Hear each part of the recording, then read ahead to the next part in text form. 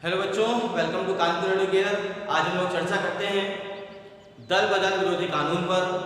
आखिर क्या है दल बदल विरोधी कानून, इसे क्यों लाया गया, इसकी क्या ज़रूरत पड़ गई। तो देखिए ध्यान से, आपने देखा होगा कि पार्टियां अक्सर दल बदल देती हैं। पार्टियों के जो सदस्य होते हैं वो एक पार्टी को छोड़ करके दूसरी पार्टी में चले जाते हैं या एक दल दूसरे दल में विलय कर लेते हैं।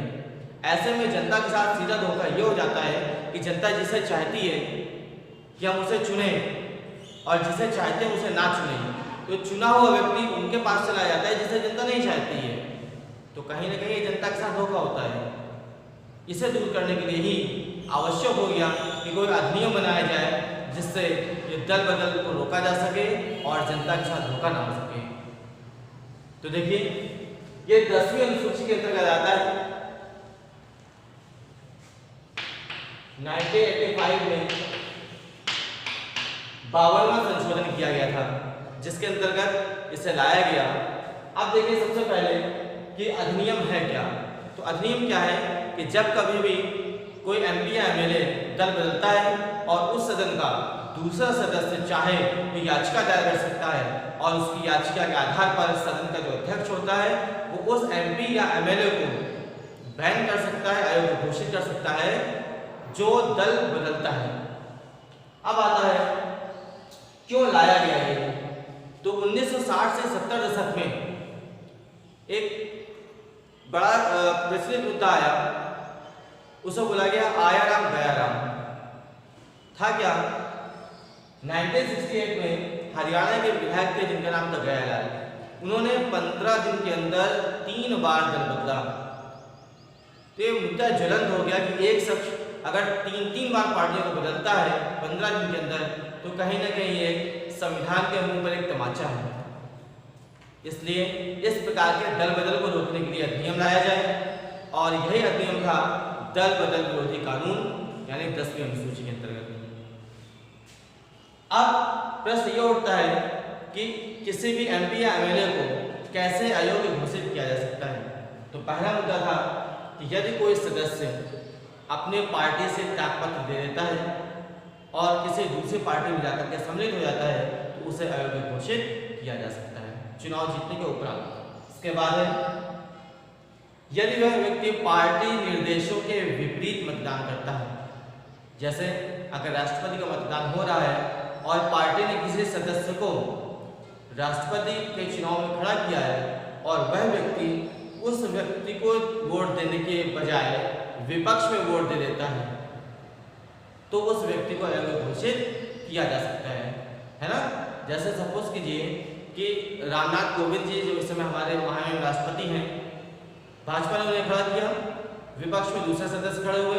अब भाजपा का व्यक्ति जिसे रामनाथ कोविंद जी के पक्ष में मतदान करना चाहिए था, बजाय इनके उन्होंने विपक्ष में मतदान कर दिया। तो ये कहीं ना कहीं पार्टी के निर्देशों के विपरीत हो गया। तो ऐसे व्यक्ति को पूर्ण रूप से अयोग्य घोषित किया जा सकता है। अगला होता है कि यदि वह व्यक्ति मतदान ही नहीं करता है, यानी मतदान के दिन यदि वह अनुपस्थित हो जाता है बिना किसी सूचना के, तो फिर उसे अयोग्य घोषित किया जा सकता है, क्योंकि उसके एक मत से कहीं ना कहीं वह व्यक्ति या पार्टी जो है वो चुनाव हार सकती है।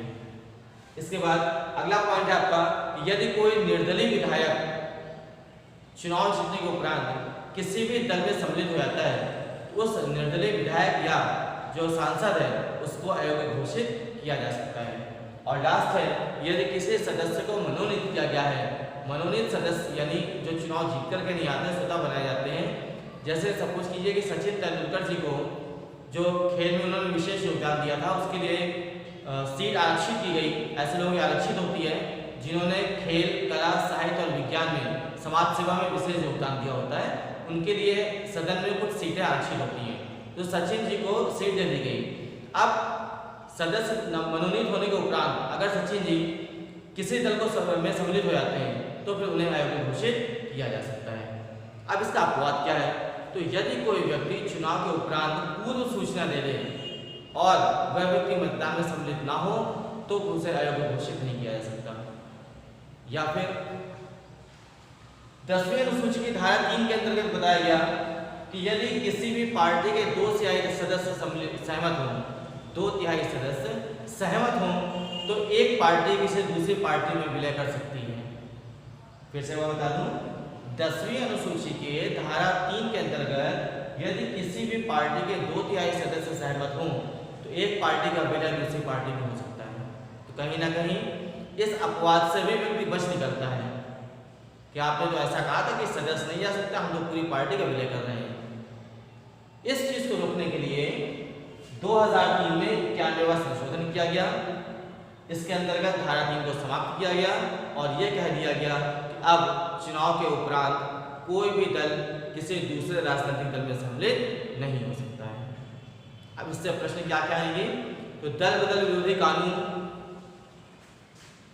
किस संशोधन के अंतर्गत आता है, किस सन में उसे लागू किया गया, किस धारा के अंतर्गत कहा गया कि 2/3 सदस्य यदि सहमत हों तो दल आपस में विलय कर सकते हैं, या फिर 2/3 सदस्य यदि सहमत हों तो दलों का जो विलय होता है वो परस्पर किस अनुसूची की किस धारा के अंतर्गत आता है।